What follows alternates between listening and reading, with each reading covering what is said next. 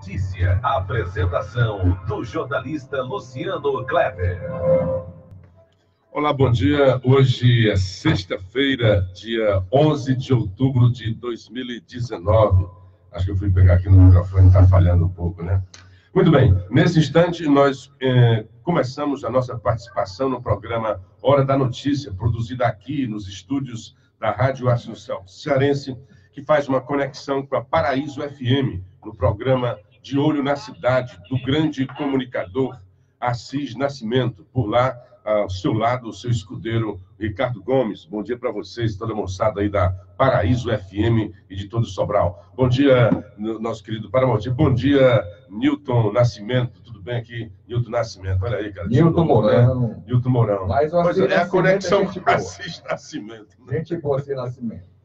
Bom, como sempre, eu inicio agradecendo aqueles que ajudaram a elevar a nossa voz nas redes sociais, tanto no Facebook quanto no YouTube. No YouTube é só procurar o canal lá que você se inscreve e ajuda a aumentar a nossa audiência. Marcos Antônio Barroso, Francisco Adivar, Jesus Alves, Antônio Lima, Paulo Porfírio, Wagner Viana, Paulo Roberto Soares Nobre e a Rádio Interativa Metro fizeram o compartilhamento do vídeo no Facebook. E já pelo WhatsApp 9616-1470, os participantes do grupo de ouvintes do Hora da Notícia, Ricardo Feitosa, Paulo Nobre, Juveraldo, Ludilberto, Kerson, Josélio Telheres e a Catarina Soares. E já aqui na timeline do Facebook, a Sandra Biguete, Elânia Lima Melo, a Sandra mandando um bom dia para nós, a Josefa Dias, o Davi Ximenes, a Vera Martins, lá de Aracaju, e o Cristiano Janjo. Bom dia, um abraço para todos vocês.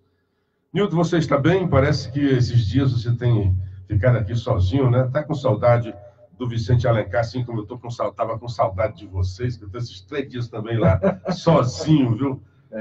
Quando o companheiro se ausenta, né, o nosso querido Marechal, como muitos do grupo de WhatsApp nos chamam, então a gente sente sim, mas graças a Deus a gente está tocando o barco, né, como dizia o Ricardo Boechat. Toca o barco, né? Hoje, vamos em frente. Hoje você levou muito do tempo. Rapaz, esse cara não vai falar de notícia hoje, não, cara. Mas falava de notícia, e eu quero esclarecer. Tem umas coisas que são feitas exatamente para propiciar esse tipo de coisa que você fez aqui, sabe? A Jandira Fegali foi a relatora dessa matéria que previa tanto o assistente social quanto o psicólogo nas escolas. Quem poderia ser contra esse tipo de proposta, né? Então, são essas propostas que às vezes são feitas exatamente para desgastar o executivo. Porque exatamente. Os parlamentares já sabem que a proposta é inconstitucional. O parlamentar não pode aprovar, o legislativo não pode aprovar, encaminhar para o executivo nenhuma proposta que onere, a não ser que ele traga a fonte de receita. Aquilo tem um orçamento. O Bolsonaro, por exemplo, neste ano, ele é obrigado a servir o orçamento que o Temer apresentou e aprovado na legislatura anterior do Congresso. Ele não pode fugir 1 milímetro daquilo dali. Pode contingenciar, não tem o dinheiro que era previsto, né? Aí é óbvio, né? Ou então teve mais dinheiro, aí tudo bem. Mas quando a gente está vendo que tem a crise de arrecadação, aí vem o deputado fazer uma proposta linda, maravilhosa, e propicia que pessoas olhem. Aí você falou, olha, o Bolsonaro devia ter escutado o Ministério. Escutou.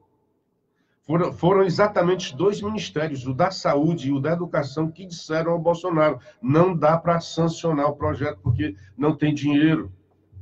Porque é muito fácil você criar despesa, né? Você tem aquele... Na sua casa, certo? Tem aquele... bonitinho, tá?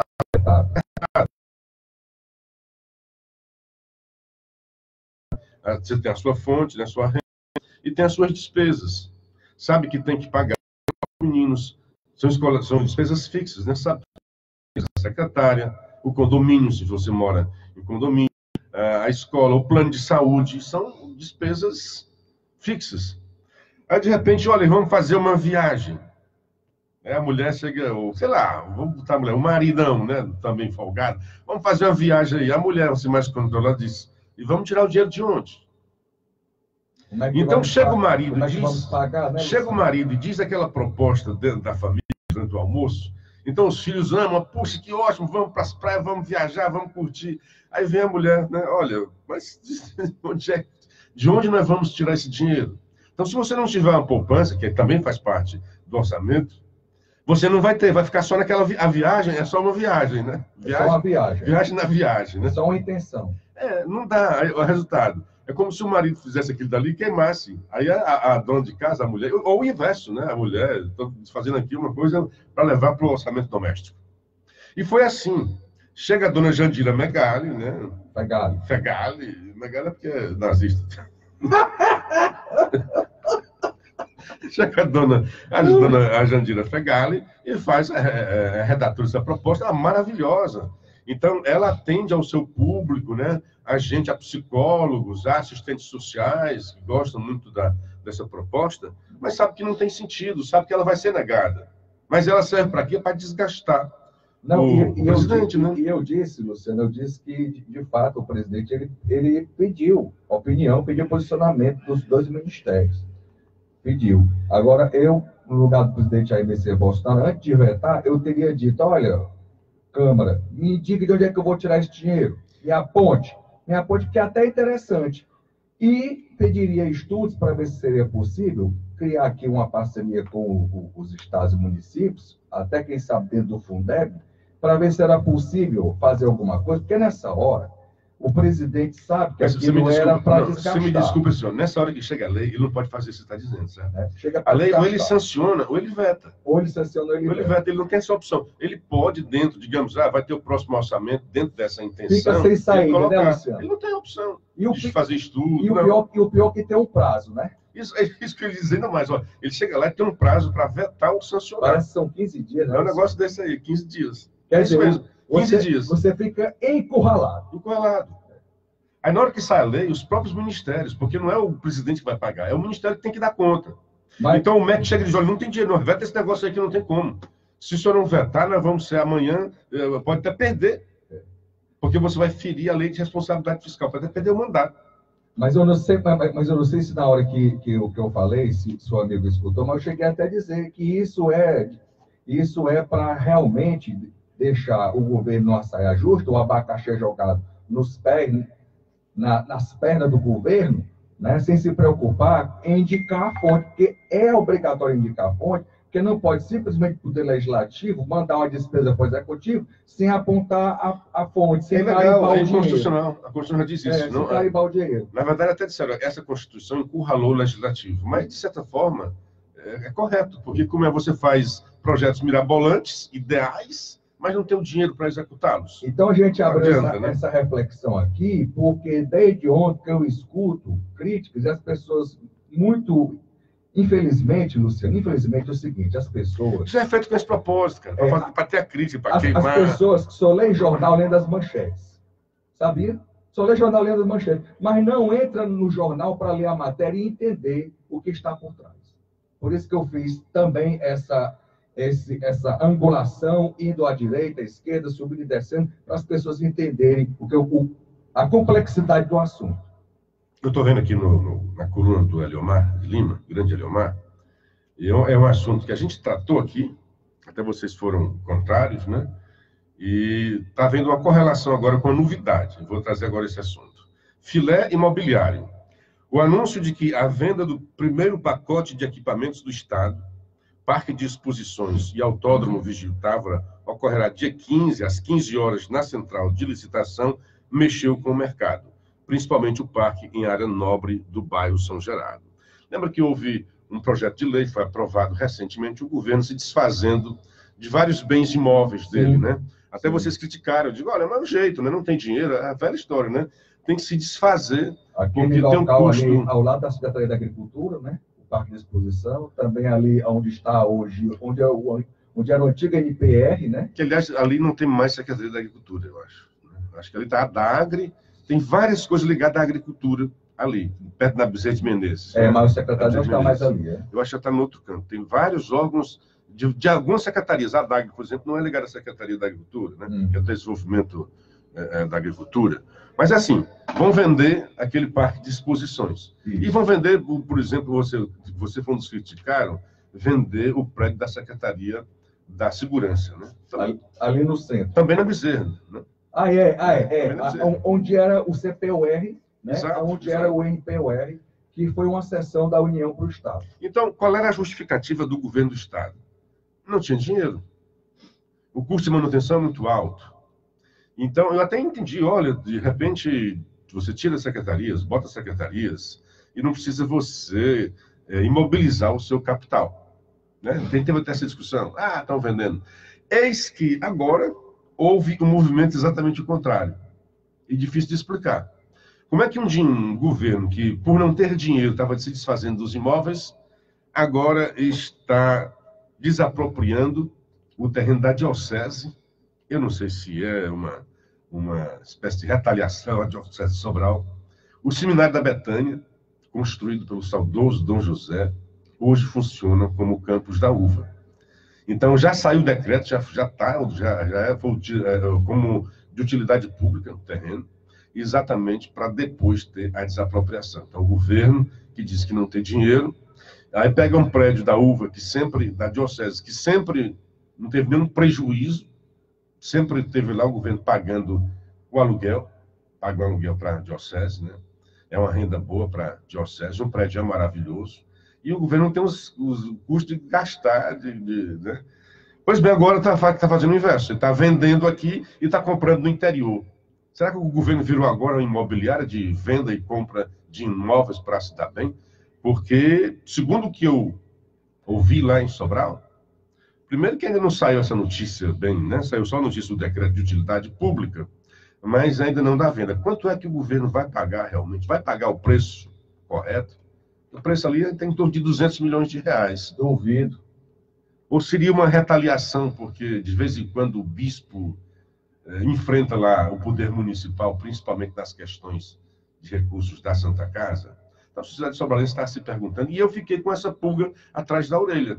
Puxa, eu que discuti lá com os meninos, até defendendo o governo do Estado, né? Que os meninos eram mais conservadores, de conservar os bens. Né? Não, para que vender os bens do Estado, para que se desfazer? E eu entendia naquele momento, né? Se o governo está com situação, precisa de dinheiro para outras, mais administrativamente, tem mais benefício para a sociedade a venda do que a manutenção desses imóveis, que se venda. Mas aí você tem um argumento bom para um projeto de lei. E aí você faz exatamente o contrário lá em Sobral. Você vende os imóveis em Fortaleza e vai comprar imóveis em Sobral. Até hoje, vivia a uva muito bem, sem a necessidade de ter esse imóvel próprio lá do seminário da Betânia. E, de repente, como se o governo estivesse cheio da grana, aí eu concordaria. Agora é o inverso, tá? Tudo é a circunstância, não é o conceito em si. Deve vender ou deve comprar. Se não tem o dinheiro, tudo bem, eu concordo que se venda. E se tem bastante dinheiro, concordo que se compre. Mas não pode você estar, no mesmo momento, argumentando de que não tem dinheiro para vender os seus imóveis, ao mesmo tempo está comprando outros imóveis, como é a sede da uva lá em Sobral. É complicado. Vai entender a cabeça dessa gente. Aqui, por exemplo, eu até compreendo e aceito, no caso, o terreno ali da Bezerra de Menezes, onde por muitos anos funcionou o Parque de Exposições da Secretaria da Agricultura. Mas, inclusive, esse ano, parece, ou há 2 anos, acontece aquelas exposições, inclusive no sentido de fortalecer a política da agricultura familiar, parece que passou a acontecer em outro local. Vem até a pergunta se tem a mesma frequência do público que amava aquelas exposições. Eu acho que a exposição continua lá, né? Continua lá, esse ano parece que foi em outro lugar, Luciano. Onde foi, tu sabe? Não sei, parece que foi ali pro lado da Calcaia, viu? Quer dizer, você já tem outro parque, né?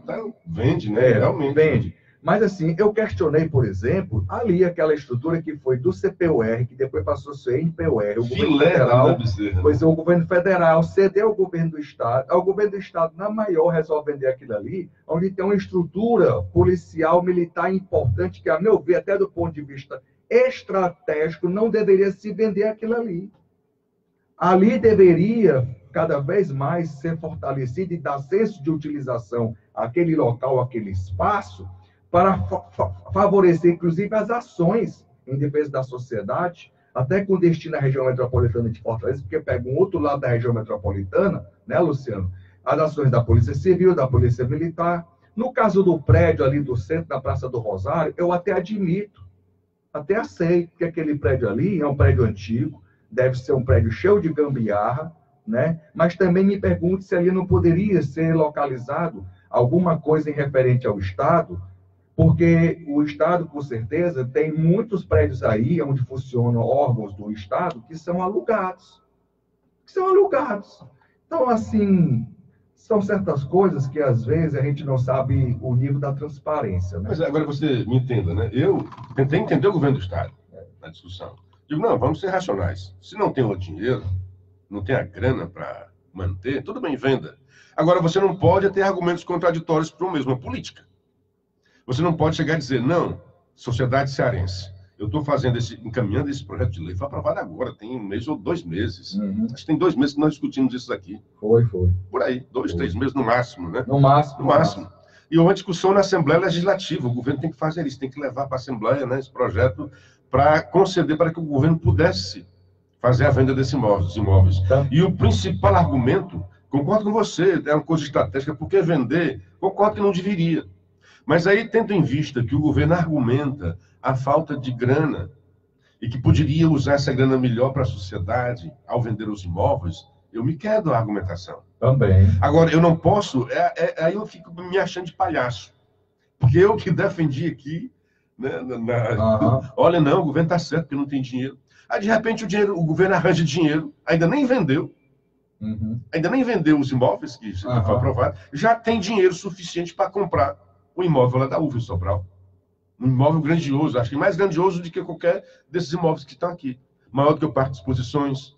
Nas 2 vezes que eu fui a Sobral, que eu cheguei a conhecer, ainda a Betânia, né? É enorme, realmente. E é uma coisa de Dom José, é uma coisa icônica de Sobral. Tá mexendo, é como se arrancasse do seio da Igreja Católica. Não é história, não. Arrancasse do seio da Igreja Católica, que foi Dom José que construiu aquilo dali. E Dom José, naquela sua visão na frente, né? Ele alargou a cidade. Alô, Sobral, história é coisa do passado, coisa antiga, coisa mofada, cafona. Mas a culpa aí não é do sobralense. Quer dizer, é possível até que seja algum sobralense que tenha emulado o governo para fazer isso daí, do né? coletivo que eu falo. Que Dom José construiu a Santa Casa, que é num ponto. História não interessa. E construiu o Seminário da Betânia, que é antípodo, é no outro local. Então ele alargou a cidade cresceu nos 2 locais. E hoje está crescendo muito mais. Estou dizendo, na época de Dom José, era uma coisa muito distante. Com certeza. Ele teve que passar por cima de uma lagoa, aterrar uma parte daquilo ali para chegar ao Seminário da Betânia. Ele alargou a cidade. Então, o Seminário da Betânia é uma coisa muito do sobralense. Bom, agora, ok, mas se o governo do Estado compra este imóvel e faz benfeitorias e enaltece ainda mais a obra de Dom José, ok. Agora, o que me espanta e que eu não consigo mais raciocinar é o governo do Estado dizer que aqui em Fortaleza vai ter que vender vários imóveis do Estado, como o autódromo, como o Parque de Exposições, como prédios da Secretaria da Segurança e outros prédios de propriedade do Estado, porque não tem grana, e de repente ter grana para comprar o Seminário da Betânia. Então, isso para mim parece assim, virou uma imobiliária em que você vende e compra imóveis. Ou você compra porque não tem grana suficiente para manutenção, porque é caro e teria como se capitalizar, ou não compra como está fazendo lá em Sobral. Porque do jeito que está, parece que é uma imobiliária. Eu vou comprar imóvel aqui, revender acolá, depois comprar outro, revender. Isso é do ramo imobiliário. Não faz parte do Estado, não faz parte das funções do Estado. Né? Deixa eu dar um bom dia aqui para a Denise dos Santos, em Taboão da Serra, mulher tratante, viu? O Gilardes Alves Sinés, ela sabe o que eu estou falando. O Wellington Pereira, dizendo que está retransmitindo o nosso programa na sua rádio web interativa Metro de Maranguape. Rubens Brasil, lá do Icó, quanto tempo não falava com você, amigo? O Simão Oliveira, bom dia, um abençoado final de semana e um feliz dia das crianças. Amém. Aí, né? Rubens Brasil na escuta. Catarina Soares, Sandra Cordeiro mandando um bom dia para nós. A Catarina, bom dia, Luciano, maravilhoso final de semana. O Juveraldo mandando também um bom dia, um bom fim de semana. E Elano Forlan e Virgínia Parente mandando um bom dia. uma ótima sexta-feira. Djalma Oliveira, Roseli Mesquita, bom dia, amigo, bom final de semana para todos nós, para você também, Roseli, grande abraço. Osmar Mesquita, bom primo aí, cara, bom fim de semana. Paulo Porfírio, o homem de Tianguá, que mora em Sobral, grande abraço. Idalberto Gurgel, Osana Santos, um grande abraço para todos vocês. Amém, assim seja. Bom, vamos aqui, o que eu já tinha... Hoje o assunto grande é Brasil não está... Osana Santos, oi para você também, bom dia. Brasil na OCDE, é só o que se fala hoje nas manchetes dos jornais, pelo menos a Folha de São Paulo trouxe essa manchete. O Estadão, a manchete foi sobre o PSL, e o Globo eu nem tive tempo de abrir, cheguei aqui correndo, me detive mais na leitura de outros jornais, não vi exatamente qual é a manchete do Globo. Você deu a manchete do Globo hoje aqui, não, né? Deixa eu ver aqui. Bom, mas começando aqui pelo a emenda do Ceará, bom, já falei do Eliomar, né? Aí o Capitão Wagner, aquela história que a gente conversou ontem sobre as emendas, né? E ele está dizendo bem correto, a emenda é do Ceará e não do governo. Quer dizer, aqueles 248 milhões virão para o Ceará. Se bem que houve uma época aí que deputados do PCdoB mandaram dinheiro para outros estados, né?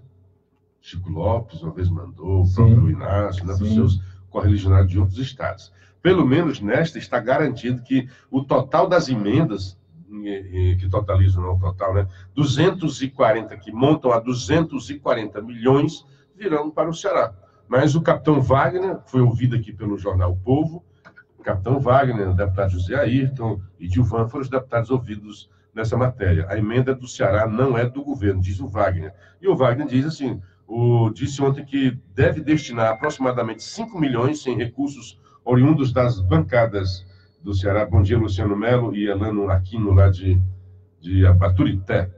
O prazo limite para a definição é no próximo dia 24. Aí diz o capitão, eu vou mandar minhas emendas de bancada para os 2 colégios da Polícia Militar, Colégio dos Bombeiros, Hospital da PM, para a própria PM, Bombeiro e Polícia Civil. Ele está colocando aí as 3 segmentos prioritários, né? Educação, Colégio lá dos Bombeiros, né? O Hospital da Polícia Militar, tudo bem que é no segmento dele, certo? A área dele, mas está abrangendo os 3 segmentos. Educação, os colégios, saúde, os hospitais e segurança, a própria polícia, né? Todas são instituições subordinadas ao governador. Isso... Salvo engano, o Hospital Militar, da Polícia Militar, atende, ele faz parte do atendimento público da área de saúde, viu? Não é só... Então, veja bem, o capitão está dizendo, eu estou seguindo, ele não disse isso na matéria, mas eu estou compreendendo, né? Isso. Quando eu vi a destinação dos recursos dele. Correto. Isso. Porque, veja bem, se o dinheiro todo, o governo quer que 50% da grana seja dada para o governo e não para o Ceará. Ok, vai para o governo, vai vir para o Ceará. Mas para o governo. E geralmente, por exemplo, é para um hospital, ali em Maracanaú, se eu não me engano, né? Então, certamente, quando este recurso for divulgado, não é divulgado o nome do deputado, é divulgado como uma obra do governo do Ceará que fez e tal. Aliás, eu vejo muito por aí, e vi recentemente em Sobral a inauguração de uma grande UPA, maravilhosa, né? Enorme, tá? É assim, a grande maioria dos recursos veio da União. Mas quem surfou lá, como o cara que fez tal, foi o prefeito. Então, nisso está correto, deputado. E assim, aquela história, né? De levar para o interior. Aqui o deputado está colocando só na capital. O problema dele, foi votado aqui na capital. E os deputados eles são deputados só daquele local, não são do Estado como um todo, mas eles devem uma resposta também à sua base, que cobra dele. As demandas são grandes dos caras que votam nele, dos caras que apoiam os deputados. Sem dúvida. Puxa, tá aqui. Eu vejo muito isso lá. E digo que os caras falam sempre assim, é porque leva a grana, e sempre dou esse exemplo, né? Levar a grana para os prefeitos que são amigos, tal. O deputado Moses Rodrigues enviou muita grana já e continua mandando para a Santa Casa, que é um órgão da Diocese de Sobral. Mas o recurso vem via prefeitura, de um prefeito que é um adversário político do deputado. Mas ele está beneficiando quem? A sociedade sobralense. A população sobralense. A população sobralense. E depende daquele atendimento público de saúde. Bom dia para Inês Mororó. Então, está correto aí, o próprio deputado Ayrton também está dizendo isso, né? Que, olha, ele concorda. E o que bom assim é que saia. Porque se ficar só nessa briguinha, se não chegar a um acordo, não vem dinheiro nenhum. Exatamente como agora do leilão do pré-sal. da seção onerosa, né? Aliás, eu vejo que o Jornal Povo diz assim, um pouco menos do que era, um pouco menos, é quase 200 milhões. Acho legal o tratamento dos dois jornais, certo? Enquanto que o jornal, o Diário do Nordeste, diz muito claro, olha, o Ceará, como você disse agora há pouco aqui, né? Isso. Foi o segundo estado que mais perdeu. Isso. Só Pernambuco perdeu mais do que o Ceará. Foi. O que a perdeu? Na verdade, deixou de ganhar, tá, gente? Esse dinheiro não existia e nem existe ainda. Mas na perspectiva de Na contar perspectiva, com ele... né? Então, tinha uma proposta que foi aprovada lá no Senado, o Ceará iria ganhar 700 e alguns milhões a título de royalties de petróleo, distribuição, além de royalties, porque royalties é nos estados produtores. Então, quando o cara saca ali o petróleo daquele estado, ele paga royalties, né? Porque está retirando de recursos do solo, do mar, do território do estado. Nesse caso, não. É um bolo de distribuição dessa grana que vem do pré-sal. Então, houve uma emenda, que era maravilhosa, que ajudava muito os estados do Norte e Nordeste. E essa emenda, essa PEC, foi alterada lá na Câmara dos Deputados. E dizendo, não, mas tem uns estados produtores e tal, etc. E coisa. Então, houve uma mudança. São Paulo ganhou, assim, 576% a mais do que estava previsto na primeira. E o Ceará perdeu 26% do que estava previsto. Tudo isso aí é dinheiro novo. Será sempre muito bem-vinda. Mas, enfim, chegou a um acordo. E ainda havia uma outra discussão que tinha o deputado Arthur Lira, e aí foi a causa de uma confusão, que tinha essa confusão entre o Senado e a Câmara, para ver quem era o protagonista dessa história. No fim, a Câmara acabou vencendo. A Câmara venceu. Mas havia, ainda dentro disso, uma outra proposta, que era do presidente, do líder do PP, Arthur Lira, que queria que parte desse dinheiro, 5%, fosse encaminhado pelos deputados. Isso parece que não passou. Então, foi aprovado, enfim, foi aprovado na Câmara e volta para o Senado. Então, se não houver, e a gente queira que não tenha nenhuma mudança, porque se tiver mudança, volta de novo para a Câmara. E o chato disso, o Brasil perdendo tempo, porque aí essas picuinhas todas, as briguinhas, os caras travaram por qualquer toma lá da cá, qualquer meu pai, né? Os caras travam a Previdência. O Sal Colombo um dia resolveu, por uma questão lá, foi fazer uma visita para o STF, com uma coisa lá contra aquela história da Polícia Federal, que invadiu lá o gabinete do senador, foi lá visita ao Toffoli e simplesmente travou. Não, dá mais uma semana para votação. Por causa daquele episódio envolvendo o líder do governo do Senado, Fernando Bezerra, senador Fernando Bezerra de Pernambuco. Pois é, aí isso abestinhou a casa toda. Olha, foi uma invasão não ao gabinete do senador, mas uma invasão ao Senado. Tudo é desculpa para travar as coisas. E é questionável. Ele pode fazer todo o seu protesto contra o STF, mas não pode deixar de exercer o papel dele, de votar esse negócio da Previdência. Aí vem agora uma coisa casada com a outra, OCDE. E a esquerda está linda, achando maravilhoso. Como é que a esquerda é tão nojenta? E o jornal o Globo vai na mesma linha da nojenta, São Paulo. Nojenta dessa forma. Qual foi a manchete do Globo? Estados Unidos frustram o Brasil ao não endossar agora a adesão ao OCDE. Ok. Clube dos Países Ricos. Né? Pois é, frustrar o Brasil. Olha a palavra frustrar. Se é uma coisa que frustra, é uma coisa que você estaria triste. A esquerda está soltando fogos, júbilos, cantando hinos. Porque os Estados Unidos não aprovaram agora a entrada do Brasil. Não aprovaram burocraticamente. Esse apoio já foi declarado publicamente. E o Bolsonaro chegou soltando fogos. Ok. Agora a oposição solta fogos quando ele não conquista. Só que quando o Bolsonaro soltava fogos, era dizendo que era uma coisa boa para o Brasil. E agora, que é uma coisa que não é tão boa para o Brasil, a esquerda solta fogos porque isso pode atingir Bolsonaro. E não vai atingir. Vamos explicar. A OCDE é o clube dos países ricos, ok? Em outras palavras. Clube dos países ricos. O Brasil faz parte da OCDE como país convidado. Então, como membro efetivo, é agora a proposta dele. Há 200 para entrar no país, neste clube, é como se fosse um clube muito seleto, que você quisesse participar, e o clube impõe regras. Você tem que ser assim, assado, lá, etc. São 248 regras para o Brasil seguir. Dessas aí, 80 e poucas já foram cumpridas. A reforma da Previdência nem foi aprovada ainda, que é a questão fiscal.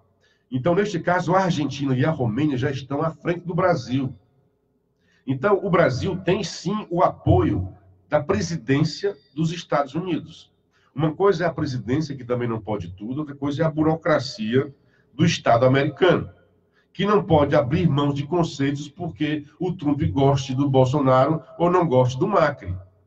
Não pode ser uma coisa pessoalizada. Não é e não pode ser. O apoio vai ter e terá. O Brasil está na fila.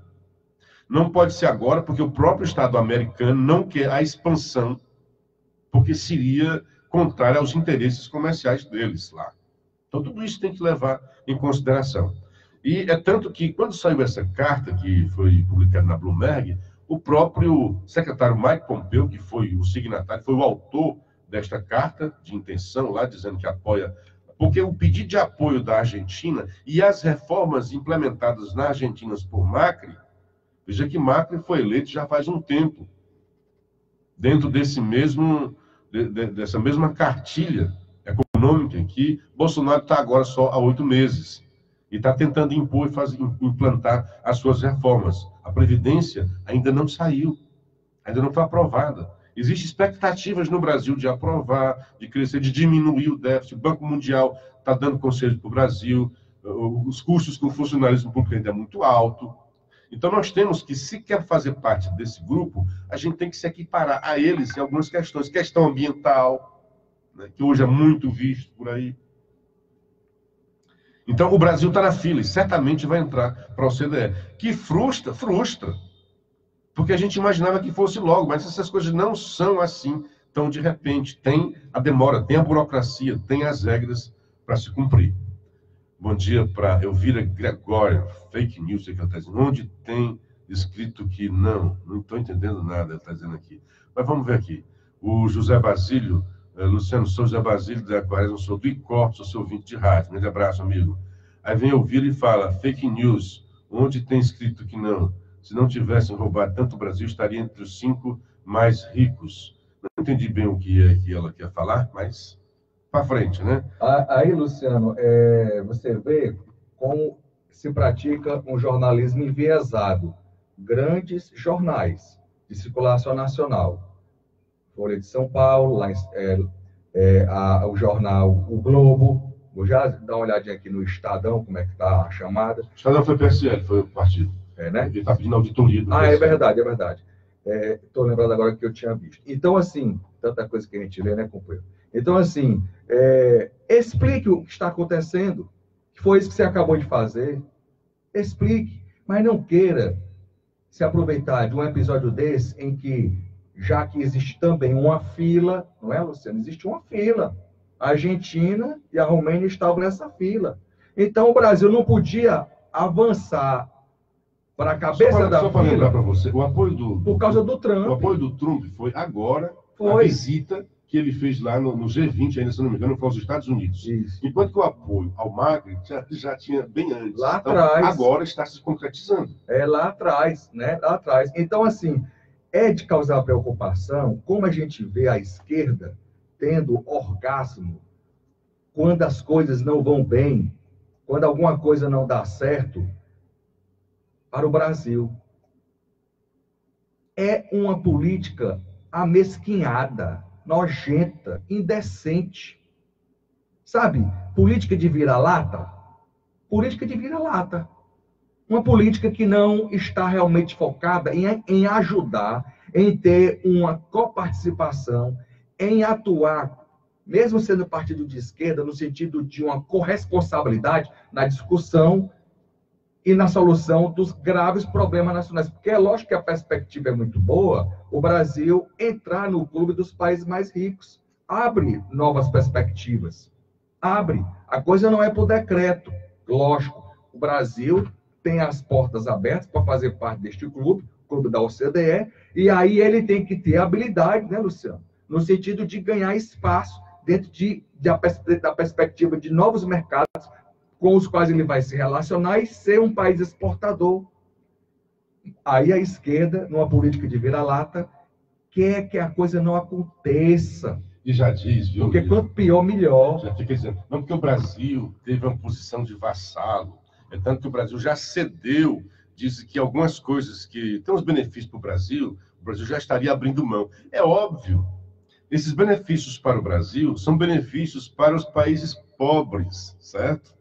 Então, se você quer participar da OCDE, que é o do Clube dos Ricos, você não pode ter, ao mesmo tempo, dizer que é rico e querer o Bolsa Família, entendeu? Mais ou menos isso. Sim. Mais ou menos isso. É como se é o Bolsa Família dos países. Então, você não pode dizer, eu quero participar do clube e, ao mesmo tempo, dizer, fazer jus ainda a esse tipo de Bolsa Família. Deixa eu dar um abraço para o Júnior Nóbrega. Ele dá conta aqui de que é de Pentecoste. O Ministério Público do Ceará requer impugnação de 5 candidatos a conselheiros tutelares, 3 eleitos e 2 suplentes. Deve ser lá em Pentecoste. E uma audiência aqui, amiga. Bom dia. Eu e meu pai, Ramundo do Queijo, estamos ligados das 6 às 6h30. Abraço de segunda a sexta. Isso é o Adriano Veras. Muita simpatia. Obrigado pela audiência. Tem mais um aqui, esse aqui de Sobral. Bom dia, meu amigo. Você é muito bom nos seus comentários, mas isso aí é para arrecadar grana para as eleições do ano que vem. Sou Alberi de Sobral, do Sinhá Saboia. Ele não disse isso aí. Porque ele deve estar falando em relação ao assunto da venda dos imóveis. Porque a gente fala aqui, vocês na hora fazem o comentário, eu entendo. Aí na hora que a gente vai olhar, aí já passou, né? Já está no outro assunto, né? O Eliano de Baturité, já falei, mandando um abraço aqui para nós. O Luciano Melo de Sobral, também dizendo que está na escuta. O Elias também de Sobral. Depois vamos dar uma olhada. Depois dá uma olhada no grupo, né? Ver que sempre tem um pessoal no grupo olhando. Cadê? Está aqui o grupo. Já tem gente lá, o André digitando, a Catarina Soares, Josélio Taleires do Aquiraz, o Kerson, lá de Sobral, o Ludberto. Para frente, né? Bom dia a todos vocês, doutor Paulo Roberto aqui na timeline. Pois é, o assunto é esse, a OCDE. Sim, aí, explicando isso daí, né? Realmente é o assunto do dia. E como se esperava, né? O Brasil foi frustrado porque a Argentina está na frente, né? Mas é isso daí, tem que seguir as regras. E o Brasil ainda está atrasado em relação a esses condicionantes. Ai, meu Deus. A esses condicionantes impostos lá pela própria OCDE. Que não é só os Estados Unidos. A OCDE faz parte da Europa e dos Estados Unidos. Deixa eu ver. Assim, eu estava aqui, Praia da Sabiaguaba tem a situação mais crítica do Ceará, essa história do petróleo. Aí o cara estava dizendo, Luciano, cadê os ambientalistas? Onde estão? Porque se isso aí fosse alguma coisa ligada ao Bolsonaro, a grita estaria no meio do mundo, né? Se fosse provocado pela Petrobras, pelo amor de Deus. Imagina como não estaria a grita desse pessoal. É cruel. Ótima lembrança, ótima lembrança. E, Luciano, me permite aqui o pedido do nosso Neto Cisne, aqui tem carreata com a Sagrada Família. Neto Cisne foi meu colega lá no 3º ano no Sobralense. Grande abraço. Netinho, gente boa. Que já está aposentado da Secretaria da Fazenda merecidamente. A quinta carreata com a Sagrada Família, que acontecerá nesse sábado, dia 12 de outubro, passando por 9 comunidades da paróquia do Massapê, lá na Zona Norte. A saída será às 15 horas da comunidade do Madeiro, passando pelas capelas do Ipaguaçu, Alta Alegre, Arraial, Gregório, Tapera Alta, Tapera Baixa, Tuína, e o encerramento será na comunidade da Lagoa Grande. Durante todo o trajeto será rezado o Santo Rosário, acompanhado de cânticos em louvor às famílias, nesse tempo tão carentes de Deus. Grande abraço, Neto Cisne, a toda essa comunidade de fé. Neto Cisne, um abraço, povo aí do Massapê. Bom dia também para o Jesus Alves, Francisco Edivar. Doutor Paulo Roberto, rapaz, eu nem tinha clipado isso daqui, li ontem, mas não vi nos jornais hoje, não foi muito destaque, mas foi bom o doutor Paulo falar. E a PEC para recriar os impostos sindicais, bando de salafra na Câmara. Pois é por isso que fica difícil entrar na OCDE, porque você está avançando em umas coisas e vê retrocesso em outras. E assim, não é o Bolsonaro, é o país. O país tem o executivo, o judiciário e o legislativo. O executivo está fazendo sua parte, propondo as reformas. O legislativo tem atrasado na aprovação dessas reformas. E agora, uma tentativa de retrocesso. Em boa hora, acabou com aquela maldita figura do imposto sindical obrigatório. Porque você não precisa ser sindicalizado. Aí, para ajudar esses caras que não fazem muita coisa, porque todos nós, todos os comerciantes, todos aqueles que vivem do seu produto, tem que ir para a rua e tentar vender, e tentar convencer de que seu produto é bom. Já o sindicalista não. Ele pode ficar sentado, deitado, ser pelego, e vir uma gorda grana todo ano, que era um dia de salário do trabalhador, era retirado compulsoriamente, sem que o trabalhador gostasse ou não disso, era retirada essa grana do seu salário para bancar a casta da pelegada no Brasil. Então, houve uma reforma trabalhista, acabou com isso daí. Eu acho que na época Temer fez uma ótima reforma, que foi a reforma trabalhista. Exatamente. Acabou com essa, com desculpa da palavra, esculhambação. E agora está o senhor Maia tentando ressuscitar esse fantasma. O Rodrigo e criar, Maia, né? O presidente da Câmara. E criar uma espécie de conselho. Aquilo existia da União Soviética. Existia a União Soviética. Exatamente. O poder, o povo. Aí tira essa grana do povo para dar para esses caras que não trabalham. Vão trabalhar. Vão mostrar que o sindicato de vocês é necessário para a categoria. Porque na hora que vocês mostrarem essa necessidade, a categoria vai reconhecer e financiar e custear as ações do sindicato. Mas não, tem muito sindicato aqui que quer a grana. E acabou-se que houve até CPI, houve denúncia, muita gente ganhando dinheiro para abrir sindicatos. Exatamente. Aí, então, agora de novo com essa história da unicidade sindical, uma balela, para de novo tirar dinheiro do povo e criar mais burocracia na relação do trabalho. E se transformar em outros aparelhos a serviço dos partidos de esquerda. Você falou aí, né, da época da Rússia, da União Soviética. Ontem, nós levamos nossa filha de manhã cedo para o hospital. Cheguei em casa ontem da rádio e fui logo levar minha filha para o atendimento de emergência. E quem atendeu foi uma médica excelente, a doutora Ielda Gomes da Silva Napravnik, que é descendente de tchecoslovaco. E ela falando a história um pouco do passado da família. Olha o que ela disse para a gente, Luciano Kleber, que muito pior do que a Segunda Guerra Mundial, que foi um drama para eles, foi a dominação do comunismo na Tchecoslováquia, naqueles países todos.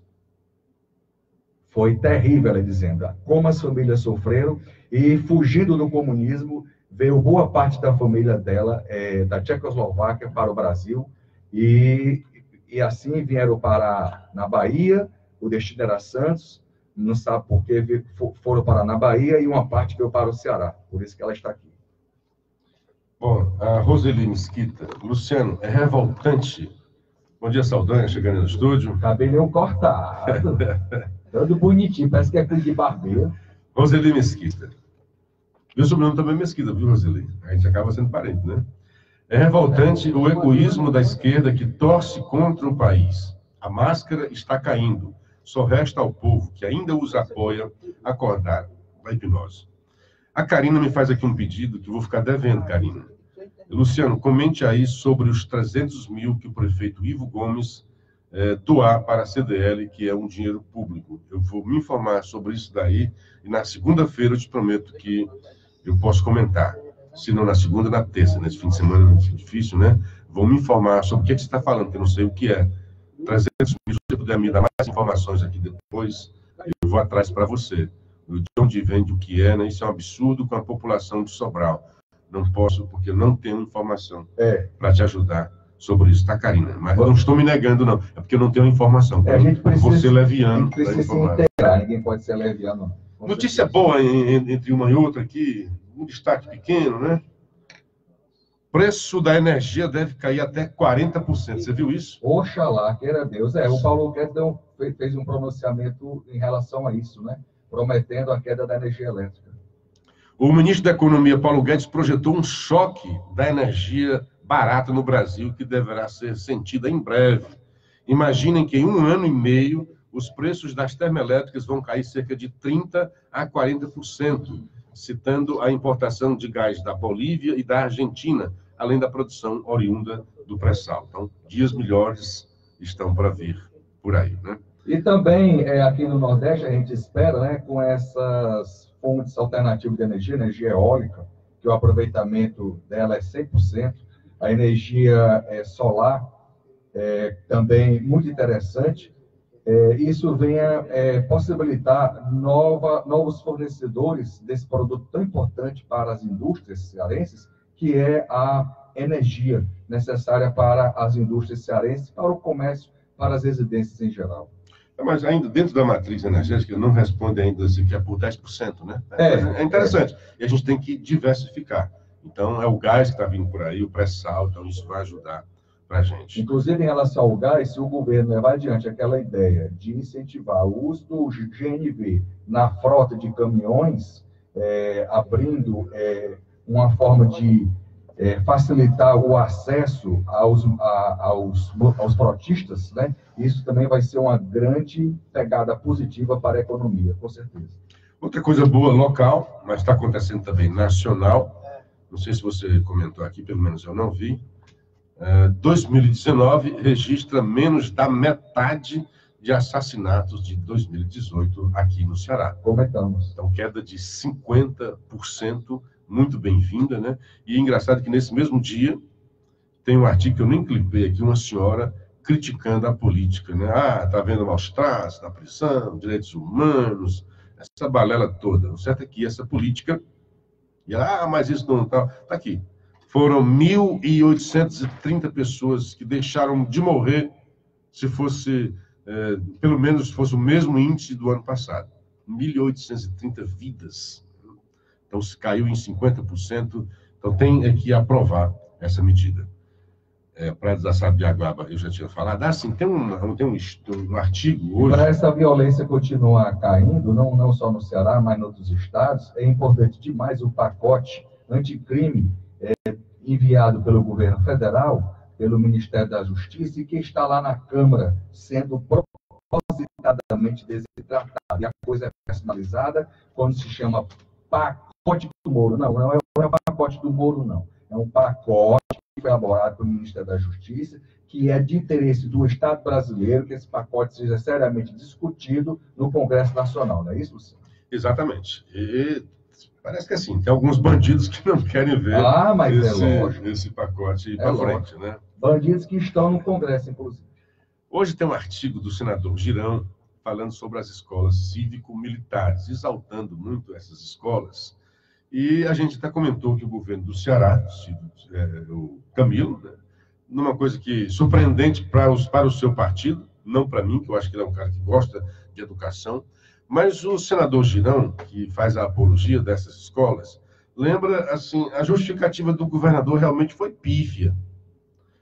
É como que ele querendo dar uma justificativa, não estou aderindo ao modelo. Como não? Tá sim. O que diz aqui? Um dos estados aderiu voluntariamente ao modelo. O governador, isso aqui são as palavras no artigo do senador Girão. O governador foi às redes sociais negar. Foi negar que tivesse aderido ao modelo. Olha só, né? Está chamando a atenção o senador. Interessante. Em um texto confuso, disse que não aderiu a um novo modelo, mas a um programa para a construção de 2 escolas. E acusou de má-fé quem entendeu o contrário. Eu lembro até que o má-fé foi escrito sem hífen, né? Foi. Né? Na chamada da sexta-feira passada. Admite que aceitou os recursos, mas não quer dizer que aderiu ao modelo. Provavelmente por vergonha de assumir em seu partido e alegiando quanto pior melhor que o modelo é eficaz. Como não, né, governador? Bem lembrado aqui o senador. Eu deixei passar. O senhor aderiu sim ao modelo, é um modelo de escola cívico-militar. E esse modelo, que é um modelo de excelência, e nós temos 3, o senhor é testemunha disso, há 3 escolas neste modelo, estamos falando aqui de modelo, de escola militar, há 3 escolas, uma da PM, do Corpo de Bombeiros e o Colégio Militar, que é um modelo. O modelo, o senhor aderiu ao modelo. Serão 2 escolas, que se não fosse ao modelo, seria só mais 2 escolas. Não precisava nem o governo federal pedir para você aderir. Ele mandava a grana e pronto, construir mais 2 escolas. Não, isso aqui é para aderir ao modelo. Então, senhor governador, o senhor que teve coragem, né, de ir contra a maré dos burros governadores nordestinos, que se negaram a aderir, tem hombridade, cara. Assume de aderir ao modelo, porque esse modelo realmente faz diferença aqui no estado do Ceará. Não é a rede toda do estado do Ceará que vai estar nesse modelo, porque é impossível. Mas de toda a rede, nós temos 3, teremos mais 2 escolas. O que custa admitir isso? Já que você vai receber a grana para isso, admita mesmo. Eu estou aderindo ao modelo de escolas cívico-militares. Porque a impressão que dá é não aderir a um programa que vai mandar dinheiro para a escola, mas é para